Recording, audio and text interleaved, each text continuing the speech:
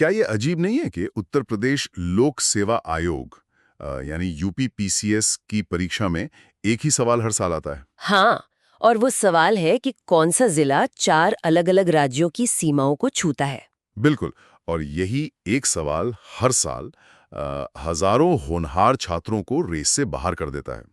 मतलब जब हम एक साधारण नक्शे को देखते हैं तो वो महज कुछ रंगीन रेखाओं का जाल लगता है। पर परीक्षा के नजरिए से देखें तो वो हर एक रेखा, हर एक सीमा एक बहुत ही गहरी पहेली है। सही कहा। और आज के इस डीप डाइव में हम इसी पहेली को सुलझाने वाले हैं। हमारा मिशन एकदम स्पष्ट है।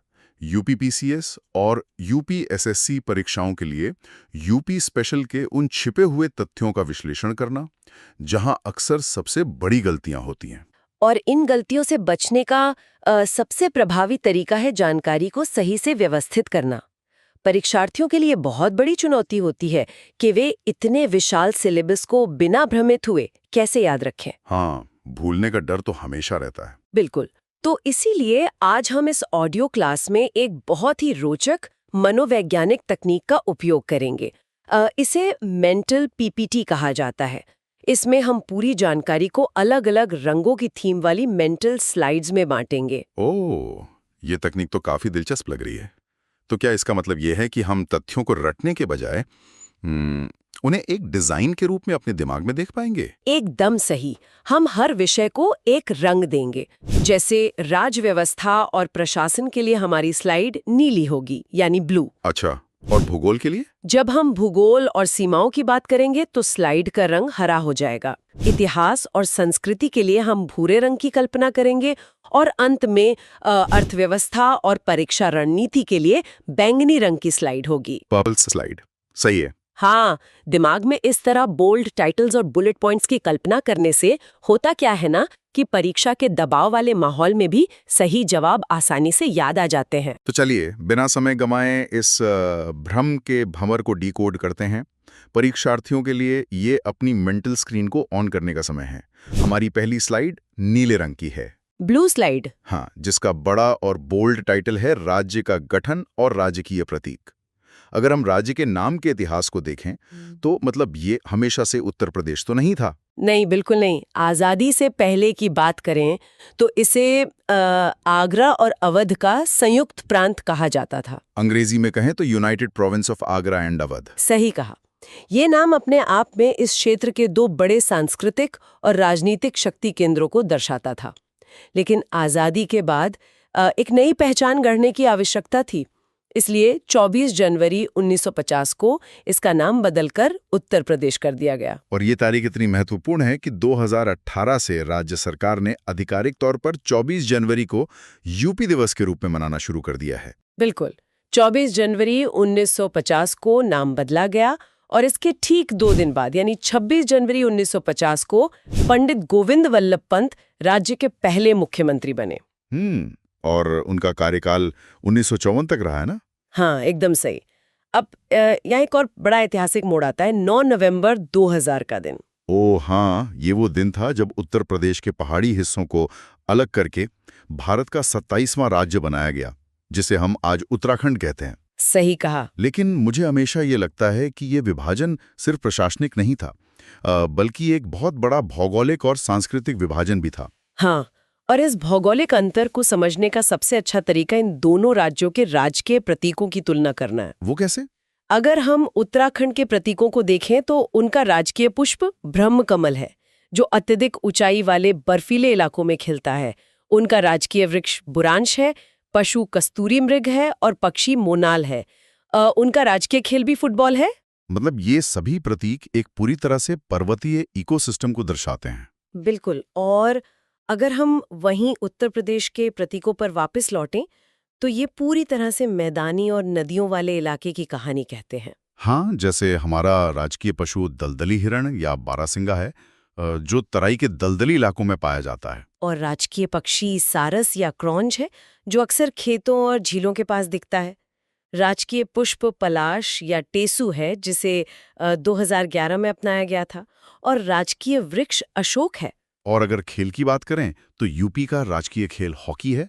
एकदम सही।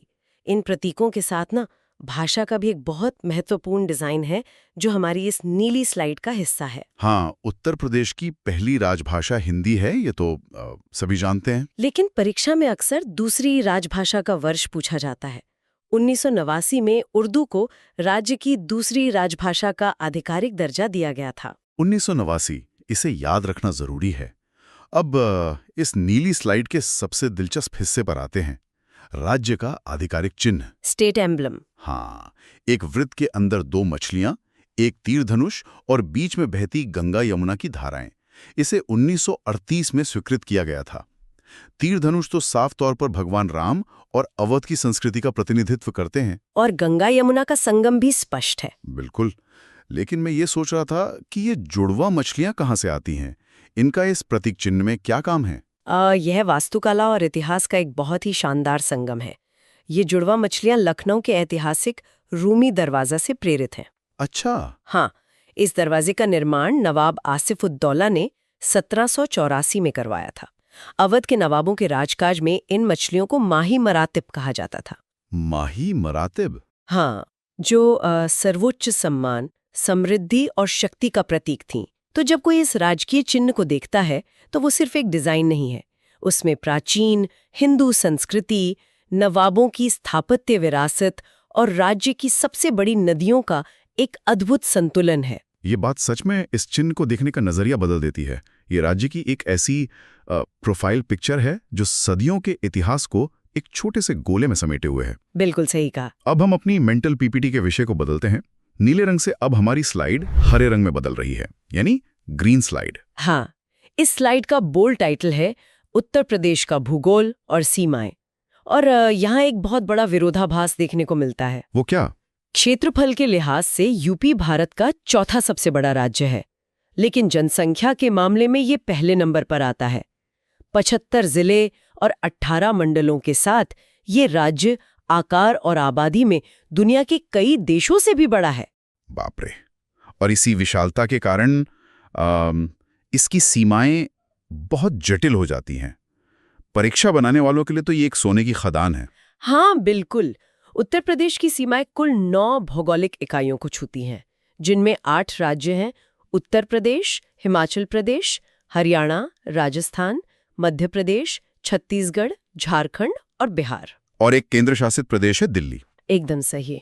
अगर हम इन सीमाओं के चरम बिंदुओं का विश्लेषण करें तो सबसे लंबी सीमा मध्य प्रदेश के साथ लगती है और सबसे छोटी सीमा हिमाचल प्रदेश के साथ लगती है, जो केवल एक ही जिले को स्पर्श करती है, सहारनपुर। सहारनपुर, ठीक है। लेकिन जहां सबसे ज्यादा परीक्षार्थी उलझते हैं वो है हमारी अंतर्राष्ट्रीय सीमा। उत्तर प्रदेश नेपाल के साथ 579 किलोमीटर लंबी सीमा साझा करता है। हाँ, और परीक्षा में अक्सर इन जिलों को पूर्व से पश्चिम या पश्चिम से पूर्व के क्रम में व्यवस्थित करने को कहा जाता है। तो क्या हम इसे एक मानसिक यात्रा की तरह देख सकते हैं? मतलब अगर कोई नेपाल सीमा के साथ साथ यात्रा कर रहा हो तो उसे कौन-कौन से जिले मिलेंगे? बिल्कुल देख सकते हैं। अगर हम एक बेल्ट की तरह इसकी कल्पना करें तो ये 7 जिले हैं। शुरुआत करते हैं सिद्धार्थनगर से, फिर बलरामपुर, श्रावस्ती और फिर महराजगंज और बहराइच भी हैं। हाँ, और आखिर में लखीमपुर खीरी और पीलीभीत। अब यहाँ एक बहुत ही क्लासिक ट्रैप है जिस पर ध्यान देना जरूरी है। ट्रैप? कैसा ट्रैप? विकल्पों में अक्सर कुशीनगर का नाम दिया जाता है। हाँ, कुशीनगर। लेकिन परीक्षा बनाने वाले इसी जिले का उपयोग ट्रैप के रूप में क्यों करते हैं? क्योंकि कुशीनगर का भगवान बुद्ध से बहुत गहरा सांस्कृतिक जुड़ाव है। लुम्बिनी जो कि नेपाल में है और कुशीनगर के बीच ये सांस्कृतिक संबंध इतना मजबूत है कि छात्रों को लगता है कि ये दोनों भौगोलिक रूप से भी जुड़े होंगे। ओह, मैं समझ गया। हाँ, कुशीनगर नेपाल के बहुत करीब जरूर है, लेकिन इसकी सीमा आधिकारिक तौर पर नेपाल को स्पर्श नहीं करती। ये एक मनोवैज्ञानिक खेल है जो परीक्षक खेलते हैं। ये एक बहुत ही महत्वपूर्ण इंसाइट है। अब राज्य के 4 कोनों की बात करते हैं। सबसे पूर्वी जिला बलिया है जो बिहार के भोजपुर, छपरा और सीवान जैसे इलाकों से घिरा हुआ है। और पश्चिमी जिला शामली है, जिसकी एक खास बात यह है कि ये राष्ट्रीय राजधानी क्षेत्र यानी एनसीआर का 23वां जिला भी है। सही बात है। उत्तरी जिला सहारनपुर है जो 3 राज्यों उत्तराखंड, हरियाणा, हिमाचल से लगता है और ये अपनी काष्ठकला यानी वुड कार्विंग और दारुल उलूम देवबंद के लिए प्रसिद्ध है। बिल्कुल। लेकिन अब हम उस जिले पर आते हैं जिसका जिक्र हमने शुरुआत में किया था, दक्षिणी जिला सोनभद्र। हाँ, ये इतना खास क्यों है? सोनभद्र भूगोल का एक अजूबा है। ये पूरे भारत का इकलौता ऐसा जिला है जो 4 राज्यों की सीमाओं को छूता है, मध्य प्रदेश, छत्तीसगढ़, झारखंड और बिहार। 4 राज्य? हाँ, और ये क्षेत्र विंध्य पर्वत श्रृंखला का हिस्सा है और खनिज संपदा से पूरी तरह भरा हुआ है। यहाँ कोयला, चूना पत्थर, डोलोमाइट और बॉक्साइट प्रचुर मात्रा में पाया जाता है। मतलब जब परीक्षा में सवाल आता है तो वो सिर्फ सीमाओं के बारे में नहीं होता, बल्कि इस क्षेत्र के आर्थिक महत्व को भी परखता है। बिल्कुल। अगर हम इन 75 जिलों के आकार की बात करें तो लखीमपुर खीरी 7,680 वर्ग किलोमीटर के साथ सबसे विशाल जिला है। लेकिन सबसे छोटे जिले को लेकर कई बार विकल्पों में भ्रम पैदा किया जाता है। हापुड़ 660 वर्ग किलोमीटर के साथ सबसे छोटा है। और कभी-कभी हापुड़ ऑप्शन में होता ही नहीं है। हाँ, और यहीं पे क्रोनोलॉजी को दिमाग में रखना जरूरी है। अगर विकल्प में हापुड़ ना हो तो परीक्षार्थियों को पता होना चाहिए कि भदोही, जिसे संत रविदास नगर भी कहते हैं, 1015 वर्ग किलोमीटर के साथ दूसरा सबसे छोटा जिला है। और इसके बाद गौतम बुद्ध नगर का नंबर आता है जो 1282 वर्ग किलोमीटर का है। सही कहा। गौतम बुद्ध नगर की बात चली है तो एनसीआर पर भी चर्चा कर लेते हैं। शामली का तो हमने जिक्र किया ही। कुल मिलाकर यूपी के 8 जिले एनसीआर का हिस्सा हैं।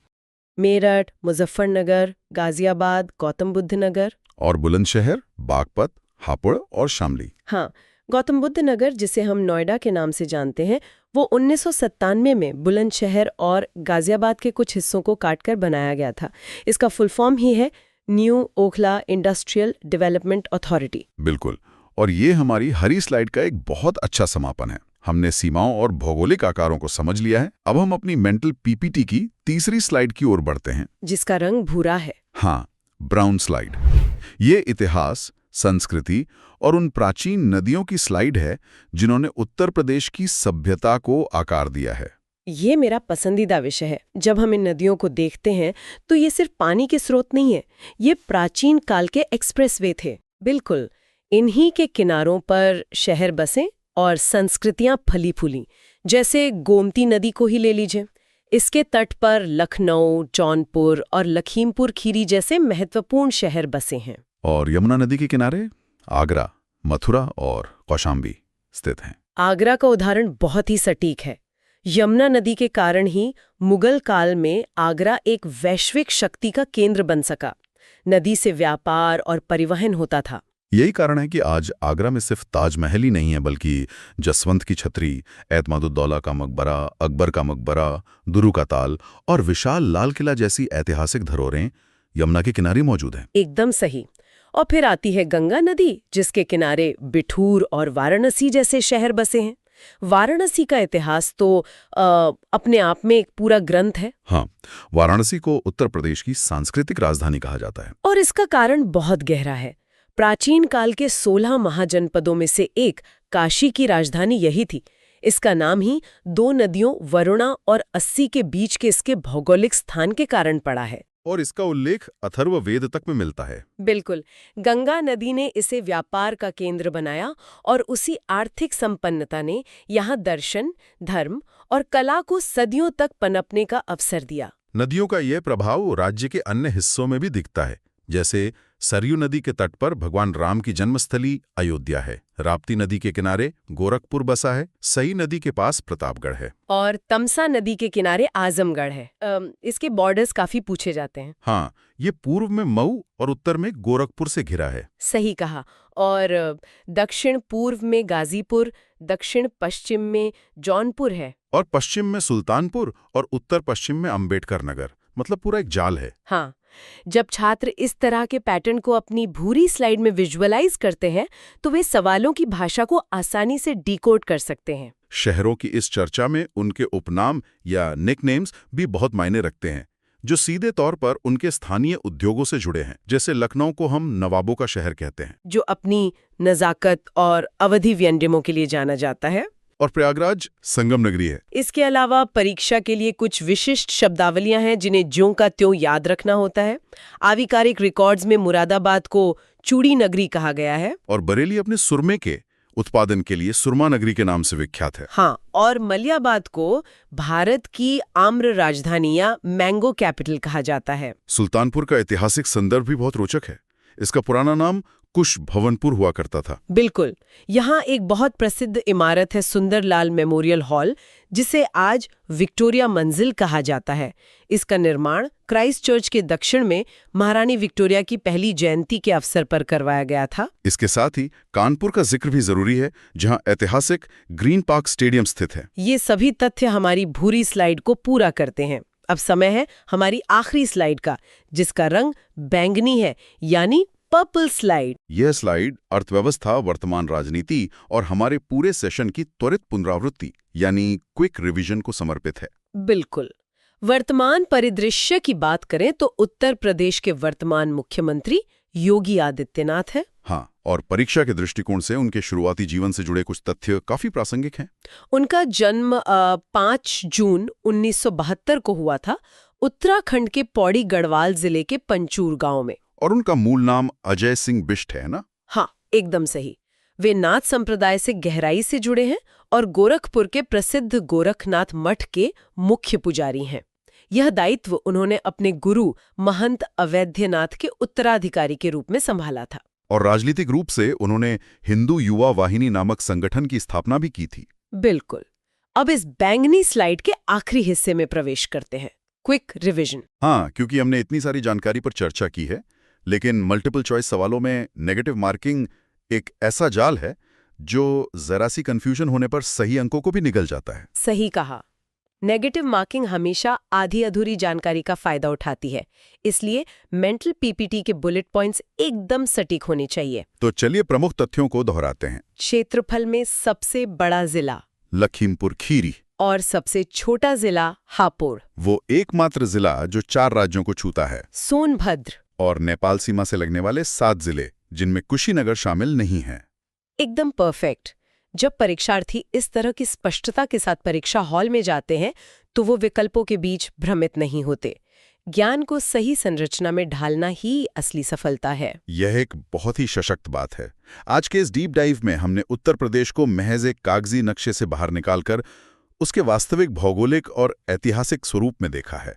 हमने समझा कि कैसे संयुक्त प्रांत से उत्तर प्रदेश तक का सफर तय हुआ और कैसी इसकी सीमाएं 8 राज्यों और एक केंद्र शासित प्रदेश के साथ एक जटिल राजनीतिक ढांचा तैयार करती है। लेकिन इस सेशन को समाप्त करने से पहले मैं एक विचार छोड़ना चाहता हूं।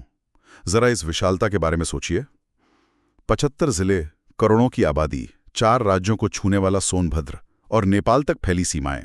सच में ये बहुत विशाल है। जब हम भारत के पूरे राजनीतिक और लोकतांत्रिक इतिहास का विश्लेषण करते हैं तो क्या यूपी का ये विशाल भौगोलिक आकार और इसकी अनूठी सीमाएं ही वो प्राथमिक कारण हैं जो इसे आज देश की राजनीति का सबसे बड़ा शक्ति केंद्र बनाते हैं?